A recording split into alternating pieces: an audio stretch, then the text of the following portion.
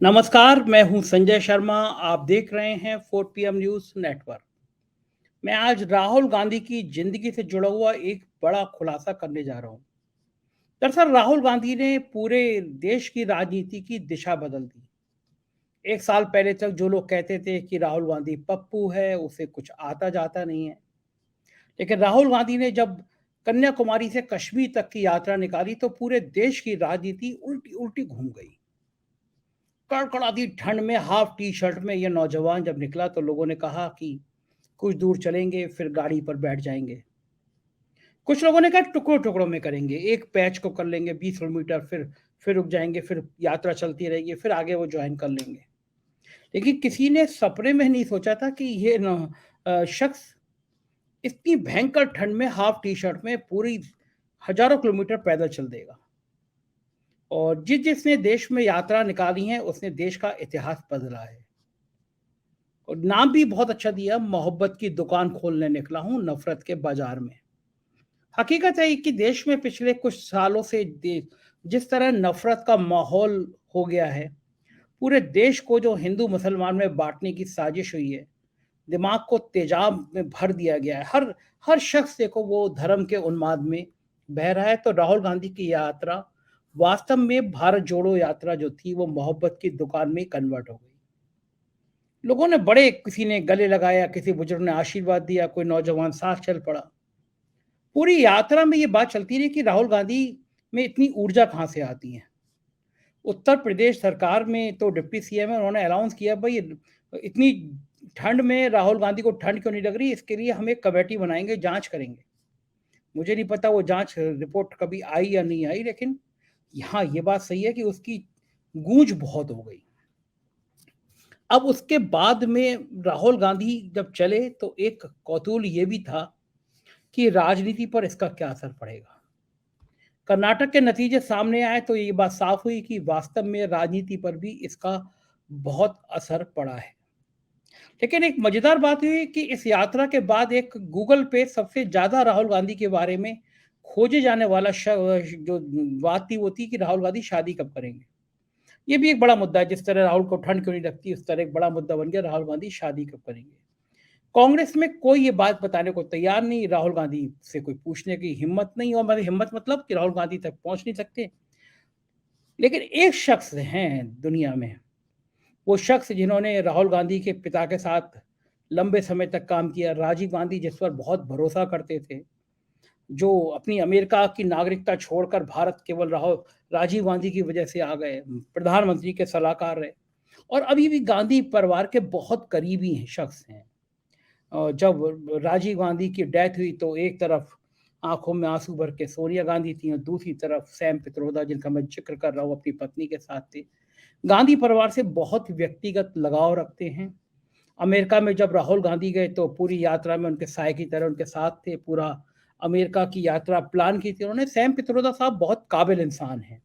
भारत में संचार क्रांति का उनको जनक बताया जाता है और था भी, जनक है बताया नहीं था, जनक थे भी। मोबाइल हम या जिस इंजीनियरिंग जिस संस्था आप माध्यम से मैं आपसे बात कर पा रहा हूँ, उसका एक बहुत बड़ा सूत्रधार जो थे वो सैम पित्रोदा साहब थे।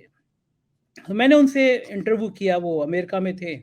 मैंने उनसे मोदी की यात्रा में और फिर कांग्रेस के बारे में उनसे इंटरव्यू किया। 2 पार्ट पे इसको लगाया। पहला पार्ट जिसका आप लिंक ऊपर देख रहे हैं, ये उसका पहला पार्ट है। अगर आपने नहीं सुना तो इसको क्लिक करेंगे तो आपको पहला पार्ट भी सुनाई पड़ जाएगा। और दूसरे पार्ट में राहुल गांधी की निजी ज़िंदगी के कुछ खुलासे थे। राहुल गांधी की शादी को लेकर एक बहुत बड़ा खुलासा किया सैम पित्रोदा साहब ने। पूरे देश में, पूरी दुनिया में पहली बार राहुल गांधी के कौन लड़की दोस्त थी और क्या कारण था उसका और क्यों शादी नहीं कर रहे हैं, वो इन सब बातों पे सैम पित्रोदा ने बात की। और गांधी परिवार के इस सबसे करीबी शख्स ने जब राहुल गांधी के बारे में बोला तो आप भी हैरान हो जाएंगे। मैं सीधे उस इंटरव्यू का पार्ट 2 आपको सुनवाता हूँ। अपनी राय से अवगत कराइएगा कि आपको कैसी लगी ये बात। प्यार बनाए रखिएगा। सुनिए ये इंटरव्यू सैम पित्रोदा साहब का। एक बयान था कि मंदिर की, शायद आपके बयान को जो भी बयान ओरिजिनल रहा हो, लेकिन उसका भाव ये था कि मंदिर की जरूरत नहीं है, अब मंदिर से ज्यादा और भी कामों की जरूरत है। ये यहाँ प्रस्तुत किया गया। Temples will not create jobs. What I mean is हमें ध्यान देना है नौकरियों पे। हमें टेम्पल्स बनाने हैं नौकरियां बढ़ाने के लिए। जो हम टेम्पल्स बनाते हैं उससे जॉब क्रिएट नहीं होंगे। हमारे देश के प्रधानमंत्री जी ने कहा था, एक चैनल में जाके कहा था कि अगर लोग बेरोजगार की बात करते हैं, अगर आप पकौड़े भी तलते हैं, तो पकौड़े तलना भी एक रोजगार होता है। क्या अमेरिका में भी, आप जहाँ रहते हैं, आप शिकागो में रहते हैं, अमेरिका में भी इस तरह के पकौड़े तलना रोजगार में आता है? It is unnecessary conversation. ये आर्ग्यूमेंट की एटीट्यूड है, ये समझने की एटीट्यूड नहीं है। सीधा समझिए कि हमने कितने जॉब क्रिएट किए, हमें क्या करना है जॉब क्रिएट करने के लिए। दुनिया के सबसे बड़े लोकतांत्रिक देश के प्रधानमंत्री की तरफ से बयान आते हैं कि भारत में रोजगार की कमी नहीं, पकौड़े तलना भी एक रोजगार है। तो अमेरिका जैसे देश में, अमेरिका जैसे ताकतवर देश में, क्योंकि भारत पर निगाह रहती है सबकी, इस तरह के बयानों का वहाँ क्या अर्थ निकाला जाता है? जो जानते हैं उन्हें सब पता है। झूठ बोलने से सत्य नहीं बदला जाता। सैम साहब, मैं जानना चाहता हूँ कि ये जो आपकी स्ट्रेटेजी है कि राहुल गांधी को आप पूरी दुनिया में अलग-अलग देशों में खड़ा करें, क्या कोई ये प्लान है आपका राहुल गांधी को विदेश में लाके भारत पे हमले कराने का, या ये रूटीन में हो रहा है? क्योंकि we and Rahul Gandhi particularly believes that democracy is larger global good. Indian democracy in particular is the key to global democracy. हमें इंडियन मीडिया पूरी स्पेस मीडिया में नहीं दे रही। वो उठ पटांग करके, झूठ बोल के, उल्टा सीधा करके प्रेजेंट करते हैं। जब हमने बालाकोट के बारे में कुछ कहा तो बोले देशद्रोही है। अभी आप कौन हैं डिसाइड करने वाले हम देशद्रोही हैं? सैम साहब, हम लोग महात्मा बुद्ध के देश वाले लोग हैं जो अहिंसा में विश्वास करते हैं, और एक देश है जो हथियार खरीदने, हथियार बेचने और खासतौर से हथियार बेचने में यकीन करता है। ये दो अलग अलग विचारधारा के लोग किस प्लेटफॉर्म में अमेरिका में एक जगह आ सकते हैं, आपको कोई थोड़ा बहुत अनुमान है? सैम साहब, आप एक अमेरिका के प्रबुद्ध नागरिक होने के नाते, अमेरिका के एक बहुत इंटेलेक्चुअल होने के नाते, आप प्रधानमंत्री से मिलने जाएंगे? नहीं। सैम साहब, आपको मंदिर को लेके इतना पूर्वाग्रह क्यों? अब तो राहुल गांधी चुनाव में जाते हैं, अपना जनेऊ दिखाते हैं, माथे पे भभूत लगाते हैं, चुनाव के दौरान में साष्टांग वो लेटे हुए मंदिर में नजर आते हैं। कर्नाटक के चुनाव में बजरंग बली को वो जेब से निकाल निकाल के प्रवक्ता दिखाते हैं कि हम हनुमान चालीसा पढ़ते हैं। अब तो भगवान का इस्तेमाल जितना भारतीय जनता पार्टी करती थी, अब तो कांग्रेस भी करने लगी है। तो आपकी जो वैज्ञानिक सोच वाली बात है वो तो है नहीं अब। देखिए, it is up to individual. हमारी पत्नी बहुत भक्त है, वो घर में छोटा सा टेम्पल लगाया है, हम उनको डिस्टर्ब नहीं करते। हम बिल्कुल भक्त नहीं हैं, हम कभी जाते ही नहीं टेम्पल, गए नहीं कभी। तो ठीक है, वो उनका हक है, ये हमारा हक है। वो हमें रिस्पेक्ट करती हैं, हम उनको रिस्पेक्ट करते हैं। तो हम तो कह रहे हैं कि हमने भगवान आउटसोर्स कर दिया है हमारी वाइफ को। हमारी माता जी भी इतना अच्छा काम करती थी, हाँ, तो आउटसोर्स कर दिया है गॉड को। ये आपकी धारणा अच्छी है कि भगवान को भी हम लोग ट्रांसफर कर सकते हैं। सैम साहब, एक बात और आई थी आज चर्चा में, हमारे कुछ डिबेट में, कि अमेरिका की पॉलिसी है, वो जो शेडो प्राइम मिनिस्टर है, संभावित प्रधानमंत्री हैं, अगर कोई ऐसा लीडर है तो अमेरिका के लीडर उसके संग भी वार्ता करते हैं। क्या राहुल गांधी में जब विजिट थी अमेरिका की, क्या व्हाइट हाउस में कोई ऐसी वार्ता हुई थी? क्या व्हाइट हाउस ने राहुल गांधी को निमंत्रण दिया था? अमेरिका की जो ताकतवर राजनीतिक ताकतें हैं, उन्होंने राहुल गांधी से मुलाकात की थी? हमने बहुत लोगों से मुलाकात की थी वॉशिंगटन में, सम पब्लिक सम प्राइवेट। जो प्राइवेट मीटिंग्स थी हमें किसी को बताया नहीं उसके बारे में, और बताएंगे भी नहीं, क्योंकि it was private. Public meetings जो थी, प्रेस क्लब, फिर think tank, dinners, meeting with NGOs, वो सब मीटिंगें लोगों को बताया गया उसके बारे में। लेकिन थोड़ी सी मीटिंग प्राइवेट थी, जो हमने प्राइवेट ही रखी है अभी तक। वो उसकी सबकी निगाहें उस पे है कि वो प्राइवेट मीटिंग क्या थी, और ये लोग मान रहे हैं कि सैम पित्रोदा जी ने एक ऐसा व्यू रचना तैयार किया है उस प्राइवेट मीटिंग में, जिससे कांग्रेस की प्लानिंग में, कांग्रेस के फ्यूचर में कुछ चीजें सामने आ सकती हैं।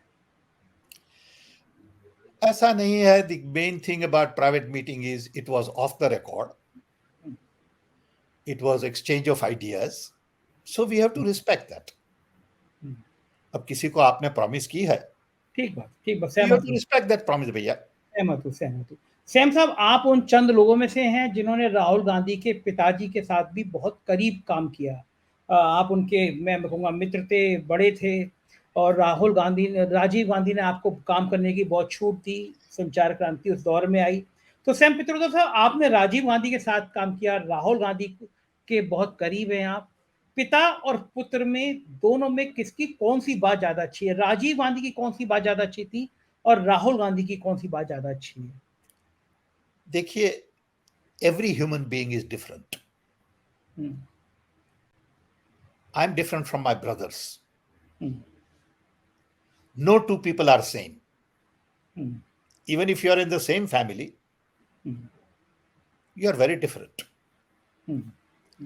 So you have to accept that father and son would be different in many ways and would also be similar in many ways. So I do see in Rahul Gandhi's eyes unfinished agenda of Rajiv Gandhi. देश को आगे ले जाना है, democracy को बचाना है, गरीब लोगों का ध्यान देना है, stand up for the under privilege, underdog. ये जो चीजें राजीव में थी, वही चीजें राहुल में है, because that is part of their DNA। पंडित जी में थी, इंदिरा जी में थी, गांधी जी में थी इन अ सेंस, ओके। और Gandhi is more of a role model for Rahul then according to me even Nehru personally. Okay, I could be wrong, but I believe Mahatma Gandhi is more of a role model for Rahul Gandhi than anybody. Okay. ठीक बात। Difference जो देखे, Rahul Gandhi is a deep thinker, much more deeper than Rajiv Gandhi. Rajiv Gandhi was more of a doer. Rahul Gandhi may be less of a doer because he thinks a lot. Okay. When you think a lot, you know a lot, sometimes you want more time to analyze. At times, ignorance is a great asset. कम जानते हैं, we'll act. ज्यादा जानते हैं, you'll analyze some more. So ये एक difference I see little bit. So there are strengths and there are weaknesses that all of us have. We are all human beings at the end. But love, affection, clarity, concern for minority, inclusion, diversity, democracy, those are shared values. Those are fundamental values. Methods may change, but the values don't change. Sam Pitroda साहब, आपको उन्होंने बताया कि भारत जोड़ो यात्रा part 2 वो फिर शुरू करेंगे या नहीं करेंगे? बात हुई थी, लेकिन समय थोड़ा कॉम्प्लिकेटेड है, क्योंकि बीच में इलेक्शंस भी आते हैं सब, और जो एक दूसरी यात्रा शुरू करे, समझो कि for the sake of discussion, कि ईस्ट टू वेस्ट एक यात्रा करे और वेस्ट टू ईस्ट यात्रा करे, तो टाइम लगेगा। अब टाइम कम है, इलेक्शन आ रहे हैं, बहुत सारे स्टेट के इलेक्शन आ रहे हैं, so it will be little difficult. लेकिन हमने सोचा है हम फिर प्रदेश जाएंगे, हमें जाना है नेक्स्ट, होपफुली यूरोप में जाएंगे, फिर जाएंगे। आप जाएंगे या राहुल गांधी भी रहेंगे उनमें? दोनों जाएंगे, दोनों साथ में जाएंगे। यूरोप पे जाएंगे, फिर आप जाएंगे। सैम साहब, उनकी भारत जोड़ो यात्रा में एक बात बहुत ज्यादा लोगों को हैरान कर रही थी। आप वैज्ञानिक सोच के आदमी हैं, साइंटिस्ट सोच वाले आदमी हैं। लोग हैरान थे कि राहुल गांधी को ठंड क्यों नहीं लगती। ये बड़ा बेतुका सा सवाल है, लेकिन ये बहुत ज्यादा उस यात्रा की जो सबसे ज्यादा चर्चा की बात थी वो यही थी। और उत्तर प्रदेश सरकार के डिप्टी सीएम ने तो यहाँ तक कह दिया कि हमने डॉक्टरों की एक टीम बनाई है ये रिसर्च करने के लिए कि कड़कड़ाती ठंड में इस शख्स को ठंड क्यों नहीं लग रही। तो कभी कभी ये राज क्या है, मतलब ये नॉर्मल है, हमारा मानव शरीर है, सबको लगता है। ये क्या राज था, कभी राहुल गांधी ने बताया आपको? हाँ बताया, बहुत लंबी चर्चा हुई थी उसके बारे में। क्योंकि हम साथ थे 6 दिन तक, तो कुछ ना कुछ तो कॉन्वर्सेशन चलता ही रहता होता है। तो मुझे जब तक याद है तब तक उन्होंने बताया था कि वो मिले छोटे बच्चों से। अब ये बच्चों के पास कपड़े थे नहीं, गरीब थे और ठंड में वैसे ही घूम रहे थे। न तो उनके पास स्वेटर था, न तो उनके पास ब्लैंकेट था। सो राहुल ने सोचा कि ये इतने छोटे छोटे बच्चे, out of necessity they can stand cold, why can't I try? Okay. So his mind then got tuned into this. That every time he felt a little cold, he thought of those kids. कि ये बेचारे ठंडी में रह सकते हैं, तो मैं क्यों नहीं रह सकता? And that gave him inner strength. Okay.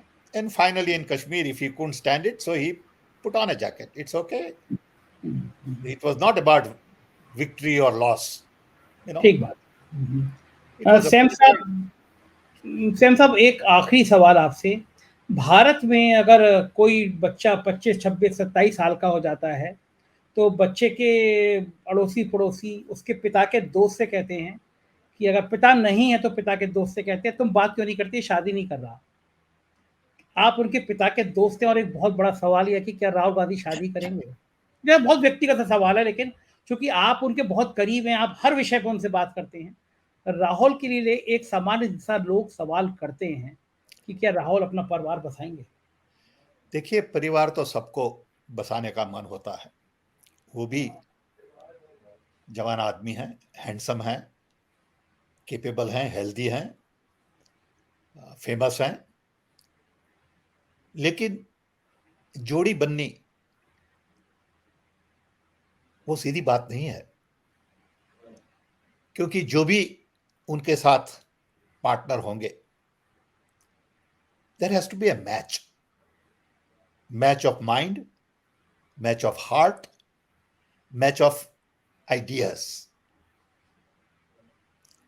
उसके लिए ज्ञान चाहिए, आदर्श चाहिए, सेक्रीफाइस चाहिए। बहुत लोगों को सेक्रीफाइस करना अच्छा नहीं लगता। हमारी उनसे बहुत सारी बातें हुई है जो प्राइवेट है, पर्सनल है, लेकिन वो जानते हैं। मुझे याद है कि बहुत साल पहले उन्होंने बताया था कि उनकी एक दोस्त थी, तो दे वर गुड फ्रेंड्स, लेकिन उन्होंने देखा कि वो उतना खर्चा करती है फालतू चीजों में कि उन्होंने सोचा कि ये कैसे लोग हैं कि छोटी छोटी चीजों में, क्योंकि वो बड़े सीधे साधे आदमी हैं, तो उनसे जब भी बुलाचाली हुई वो इसी के बारे में हुई। एक छोटा सा एग्जांपल है ये। Okay, so the partner has to understand simplicity, understand love for people.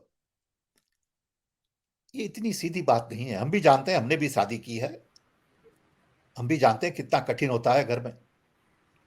Okay, हम कहेंगे हमें कांग्रेस के लिए करना है, वाइफ बोलते क्यों समय बर्बाद करते हो। ठीक है ना? अब हम तो निकल जाते हैं उसमें से, उनको निकलना बहुत तकलीफ होगी क्योंकि पूरा देश उनको देख रहा है, हमको तो कौन देख रहा है? कोई नहीं। अब उनके पर तो 3 बिलियन आंखें लगी पड़ी है। ठीक बात है। तो ये सीधी बात नहीं है, वो भी जानते हैं। ओके,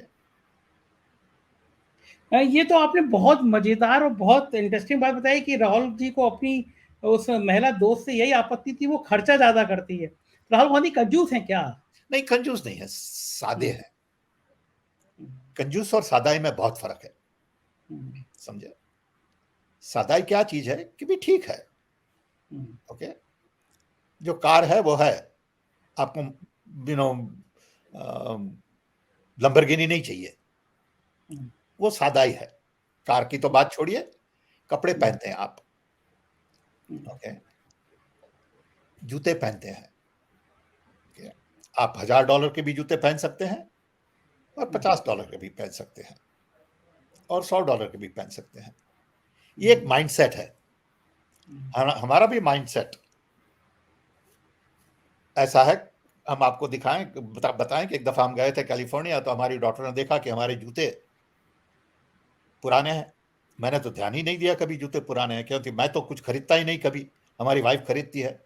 हमारे सॉक्स में होल हो गया तो हम तो पहनते हैं वैसे ही, तो हमारी वाइफ कहती है भाई ये सॉक फेंक दो, तो वो फेंक देती है। तो हमारी लड़की ने देखा कि ये डैडी के पास जूते अच्छे नहीं है, तो वो हमें ले गई, $400 के 2 पेयर जूते ले दिए। हमने बहुत किया कि बच्चा ये अच्छी बात नहीं है, हमें नहीं चाहिए $400 के जूते, हम तो $50 के जूते पहनते हैं। वो मानी नहीं, तो मैं ले आया, हिम्मत करके एक जूता पहना, दूसरा अभी 6 साल से पड़ा है नया। ओके, इसमें कंजूसी का सवाल नहीं है, इसमें टेस्ट का सवाल है कि आप किस में मानते हैं। क्या राजीव गांधी भी ऐसे ही थे? राजीव गांधी भी बड़े सिंपल आदमी थे, बड़े सिंपल आदमी थे। वो अपने खुद हम एक दफा, आपको बताया, हम एक दफा गए उनके घर, तो वो रूम में तो कोई दिखाई नहीं दे रहा है। मैं तो पहुंच गया अंदर रूम में, तो बोले कहाँ है ये? प्राइम मिनिस्टर थे, तो वो एक कुर्सी पे खड़े होकर बल्ब बदल रहे थे, प्रधानमंत्री होने के बाद? जी, ओके। तो मैंने ऊपर देखा, बोले क्या कर रहे हो? बोले ये बल्ब फ्लिकर हो रहा है, ओके। तो बोला बदल दूं, तो बोले स्क्रू ड्राइवर लाओ, तो मैंने दिया उनको, हाथ में पकड़ा नीचे से, वो तो कर दिए फिट। अब he could have called anybody. ये सिंप्लिसिटी की बात है। ये फ्लिकर हो रहा है क्या, उनको बुलाओ, 3 दिन में आएगा, 2 दिन में आएगा, बेचारा परेशान होगा। अब 1 मिनट का काम है, वो शाम आ रहा है अंदर, उसकी थोड़ी देर में ऊपर जाके बल्ब बदल दिया। ये सिंप्लिसिटी है। आप गांधी जी की भी जिंदगी देखिए, it was very simple. I think simplicity is very important part of life. अब मैं कभी कभी लोगों को कहता हूं कि हर दिन मेरा, every day 365 days, I start by sweeping floor. घर में वो पानी पोता मैं करता हूं अभी भी, okay. It gives me pleasure. मैं अपनी खुद की बेड बनाता हूं, क्योंकि कुछ नहीं हुआ तो बेड तो बनती है अपनी। इसका मतलब ऐसा नहीं है कि मुझे किसी को बुलाना चाहिए बेड बनाने के लिए। मैं घर में नौकर नहीं रखता, कभी कभी नहीं। सब काम खुद करते हैं आप? सब काम खुद, चाय बनाना सब खुद, क्योंकि वो इंसल्टिंग है किसी के लिए।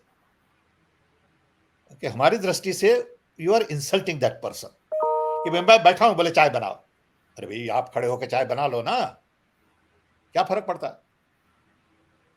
ओके, ये विचार। सैम साहब, आप तब भी ऐसे थे जब आप प्रधानमंत्री के सलाहकार थे, देश के सबसे ताकतवर लोगों में से आप एक थे। उस समय में मुझे याद आ रहा है कि ये माना जाता था कि आप प्रधानमंत्री के सबसे करीबी, सबसे भरोसेमंद और सबसे ज्यादा सलाह देने वाले इंसान थे। आप तब भी ऐसे नौकर वगैरह घर में नहीं हुआ करते थे? नहीं, हमारे ड्राइवर थे सरकार में, मुगली राम थे एक। अच्छा, नाम याद है आपको आज तक? बिल्कुल, क्यों नहीं, सब देवर लाइक माय फैमिली भाई। वाह। अभी भी एक ड्राइवर है मदन, वो कैबिनेट सेक्रेटरी में ड्राइवर है, कैबिनेट सेक्रेटरी का था। Madan was like my family. हम जब भी बाहर गए तो मैं एक दफा मथुरा जा रहे थे, तो रास्ते में चाय के लिए बैठे, तो मदन नहीं आया, मदन बाहर रहा। मैंने बुलाया उसे, मदन को, भी आप अंदर है? बोले साहब मैं तो आऊंगा लेकिन वहां पे बैठ कर चाय पीऊंगा। मैं बोला क्यों? You are gonna have tea with me, with my family, you can't have tea on separate table. अब हमारी जान आपके हाथ में है जब ड्राइव कर रहे हो, और मैं आपको खाते वक्त अलग कर दूं, ये तो बड़ा स्ट्रेंज है भैया, ये नहीं बन सकता हमसे। You have to eat with me because you are with me on the travel. मुगली राम थे तो मुगली राम दरवाजा बहुत खोलते थे,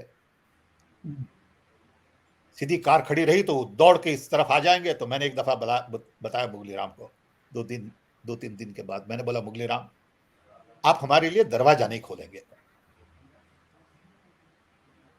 जब हमारे हाथ टूट जाए तब आप खोल सकते हैं। तो मुगली राम बेचारे रो पड़े, बोले साहब ऐसा क्यों बोल रहे हैं आप? You know, I tell you, the love and affection that I have had from people was unbelievable. मैं आपको एक दूसरा एग्जांपल दूं, बड़ा इंटरेस्टिंग एग्जांपल है। हमारा क्वाड्रुपल बाईपास हो रहा था इंडिया में, एस्कॉर्ट हॉस्पिटल में। वो दिवाली का समय था, तो हमारे पास उस वक्त 3 ड्राइवर थे। सी डॉट के एक थे टेक्नोलॉजी मिशन के, और एक थे टेलीकॉम कमीशन के। मुगली Ram was telecom commission, technology mission was Madan, and Om Prakash was CDOT. तो घर पे तीनों दिवाली के दिन रहते थे। तो हमारी माता जी ने कहा कि भाई ये 3 लोग ड्राइवर को घर जाने दो, मैं तो हॉस्पिटल में था। तो हमारी वाइफ ने बताया ड्राइवर को, आप लोग घर जाइए, दिवाली का समय है। तो नहीं गए वो। तो फिर मैंने माता जी को बताया कि आप बोलिए उन्हें, आप बोलेंगे तो वो जाएंगे घर। तो माता जी ने बताया कि भाई आप लोग घर जाइए, क्योंकि आपके भी बच्चे हैं, बीबी हैं, दिवाली का समय है। बोले नहीं माता जी, हम आपके साथ रहेंगे, क्योंकि हमारे साहब हॉस्पिटल में सर्जरी में से बाहर आए अभी। तो भी माता जी ने बहुत कहा तो चले गए घर। 1 घंटे के बाद वापिस आ गए। बोले क्यों वापिस आए? बोले हमारी वाइफ ने हमें निकाल दिया घर से, कि बोले साहब आपका हॉस्पिटल में, आप दिवाली मना रहे हो। बात है, बहुत अच्छी, बहुत अच्छी। ये जो प्रेम है वो खाली इंडिया में ही मिलता है, बिल्कुल ठीक है, भारत के अंदर ही है, दूसरे दुनिया में कहीं नहीं मिलता। बिल्कुल ठीक है। ये किसी को समझाएं आप, वो समझ में भी नहीं आएगा लोगों को। हाँ, नहीं आएगा, सच में पूरी दुनिया में समझ में नहीं आएगी, तो मैं मानता हूँ। और अच्छा इतने प्रेम से, आई टेल यू, इतने प्रेम से हमारे साथ रहते थे। Okay. I would do anything for them. They were not my drivers. They were my protectors. Okay. Total love and affection. Unconditional. उन्हें कुछ नहीं चाहिए हमसे। ठीक बात है। अच्छा सैम साहब, आपके और राजीव गांधी के जो रिश्ते थे, वो एक दोस्त की तरह थे, एक बड़े भाई की तरह थे, एक गार्जियन की तरह थे। राजीव गांधी आपसे व्यक्तिगत बातें करते थे, सलाह लेते थे। कैसे रिश्ते थे आपके राजीव गांधी के? देखिए, रिश्ते धीरे धीरे बनते गए। I had never met him before. I met him the day I went to give presentation to Mrs. Indira Gandhi. He was young, handsome, bubbly, full of ideas, and we clicked. Sometimes you click with people, sometimes you don't click. It's an accident of faith. And he felt that I could do something selflessly, and I felt that he could help me. As we got more and more into this, I realized that he gave meaning to my life. See, my life was meaningless. कि engineer हो गए, धंधा किया, पैसा बनाए, ठीक है, मजा किया। I had no meaning of my life except making money, making everybody happy. Rajiv Gandhi gave true meaning to my life, that I could make a bigger contribution and be happy with it. This is my chance to sacrifice. So I worked in India without any salary. 10 years with Rajiv Gandhi and 10 years with Manmohan Singh. I never took any salary. Okay. एक भी salary, 1 रुपए भी नहीं दिया आपने? कभी भी नहीं. Not only salary, no expense. वो टीए बीए कुछ नहीं दिया कभी. आपका खर्चा कैसे चलता था? हमारे पास पैसे थे, यहाँ कमाए थे. अच्छा, अमेरिका के पैसे खर्च करे हुए पैसे आपने भारत में. बिल्कुल बिल्कुल. ओके, एकदम. सिटीजनशिप भी बदला दी. अमेरिकन सिटीजनशिप थी, वो इंडिया कर दी राजीव गांधी के टाइम में. हाँ बिल्कुल, इंडियन सिटीजन हो गए. अच्छा. ओके. लोग एक किस्सा बताते हैं, सैमसंग, मैं बीच में आपको डिस्टर्ब कर रहा हूँ, कि एक बार राजीव गांधी आए थे और उन्होंने एक बड़ा सा एक डिब्बा टाइप का दिखाया था कि देखो ये एक डिब्बा है, इससे कान पे लगाओगे दूर जगह बात हो जाएगी. ये तब की बात है जब आप मोबाइल पे कुछ रिसर्च कर रहे थे, भारत में मोबाइल आया नहीं था, आप उसकी प्लानिंग कर रहे थे. वो किस्सा क्या था, आपको याद है क्या वो किस्सा? देखिए, सबको पता था कि मोबाइल फोन आएगा. कब आएगा, कैसे शेप में आएगा, वो किसी को नहीं पता था. सो पहले सब mobile phone were more like a brick, ईंट की जितना बड़ा था, हैवी. हमने सोचा तब कि वी हैव टू वेट, क्योंकि उस वक्त बहुत एक्सपेंसिव था, एनालॉग टेक्नोलॉजी थी, but we had to experiment. So we had to learn. So we had experts in telecom department. And Motorola then was pushing for analog systems. We did not want to buy analog systems. So we had a lot of friction. बहुत लोग कहते थे कि आप तो इसको delay कर रहे हैं. तो जब तक GSM स्टैंडर्ड नहीं आया, तब तक हमने मोबाइल फोन को डिले किया, बाय डिजाइन. बातें की, एक्सपेरिमेंट किया, ये किया, वो किया, लेकिन इंस्टॉल नहीं किया. बहुत लाइसेंस इशू नहीं किया. लाइसेंस जब इशू किया तब GSM became standard. Okay, so that was the price to be paid by India.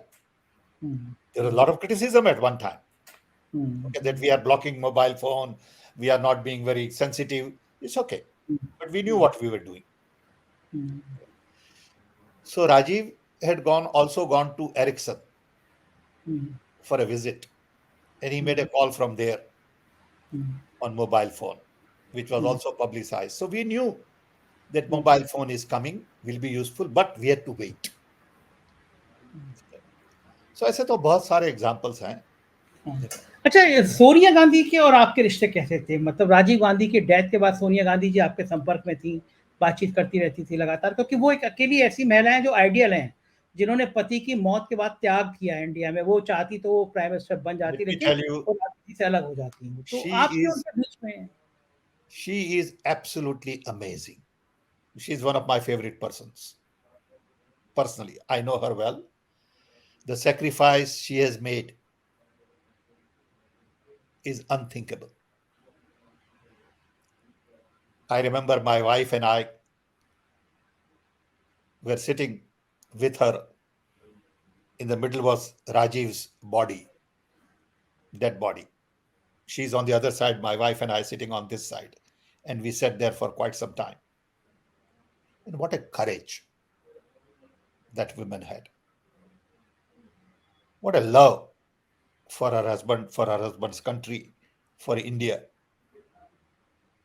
People don't understand this. They criticize her for this and that. Okay. She is gem of a human being. Okay. Full of love, affection, understanding, sober. Okay. I remember once I had taken my daughter and my daughter-in-law and my wife and my son to her, which I normally don't do. But they had all come from America, so I thought it'd be good for them to meet Sonia Gandhi. And I tell you, my daughter and my daughter-in-law, when they got out of the meeting, they said, "What a woman." Okay, that was the first impression. लोग नहीं समझते हैं ना, लोगों गालियां देने में लग जाते हैं. ठीक बात. उस एक बात होती है, अब मुझे नहीं लगता कि भारत में कोई ऐसा होगा जिससे सोनिया गांधी अपना दर्द बयान कर सकती होंगी, और भारतीय माँ का बड़ा मन होता है कि उसके घर में बहू आए। कभी सोनिया गांधी ने आपसे कहा कि राहुल की शादी की बात करो, इसलिए शादी नहीं करता, जैसे आमतौर पे हिंदुस्तानी महिलाएं कहती हैं कि भाई बड़ा है कोई इंसान, वो राहुल को समझा सकता है, कभी कहा उन्होंने आपसे? नहीं, ऐसी बात नहीं हुई है, but she loves her son like every other mother would. She is concerned like any mother would be. She's a normal mother. Okay, she has all the right to worry about her son. She has all the right to worry about her daughter. Okay, she's just very normal person. Rahul और प्रियंका गांधी में राजनीति में कौन ज्यादा perfect है? I may not be the person to answer that, but I would say, like I told you earlier, every person is different. In my own family, brothers and sisters are different. Okay, so they basically complement each other. Okay, and invariably opposite attract. Okay. So when you have complementarity, you tend to work together well. So they have a great team between two of them, and they complement each other. ठीक बात है, लगता भी ऐसा है। Sam साहब, आखिरी सवाल, क्या आपको लगता है कि राहुल गांधी कभी इस देश के प्रधानमंत्री बन पाएंगे? वो तो पार्टी को और उनको डिसाइड करना है, समझे? It is between party and Rahul Gandhi. They have to decide when the right time comes. Okay. बहुत बहुत शुक्रिया सैम साहब, आपने इतना समय दिया और आज आपने कई अनछुए पहलू पे बात करी। हम आपको बार फिर परेशान करेंगे, मोदी जी के दौरे खत्म होने के बाद हम समझने की कोशिश करेंगे कि इस दौरे से भारत को क्या हासिल हुआ और क्यों था ये दौरा।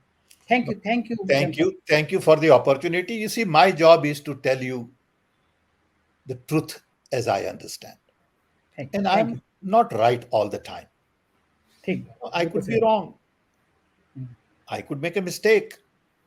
But that should not stop me from searching for the truth. बिल्कुल ठीक बात है। और आप ऐसे ही अच्छे हैं, इसीलिए लोग आपको बहुत अभी भी पसंद करते हैं। थैंक यू भैया for the opportunity. Thank you. तो सुना आपने, ये थे सैम पित्रोदा साहब, और राहुल गांधी की जिंदगी और सोनिया गांधी की मन स्थिति को लेकर इन्होंने ये बातें की। तो मैं एक बार फिर अनुरोध करूंगा कि ये इंटरव्यू कैसा लगा, आपकी राय हमारे लिए बहुत मायने रखती है, तो अपने कमेंट बॉक्स में जाके अपनी राय जरूर बताइएगा। इस प्यार के लिए शुक्रिया। कुछ राज्यों में हमारे चैनल हैं, 4PM यूपी, बिहार, गुजरात, महाराष्ट्र, कर्नाटक, ये राज्यों के चैनल हैं, राज्यों की खबरें चाहिए तो आप इन्हें सब्सक्राइब करिएगा। शुक्रिया, थैंक यू।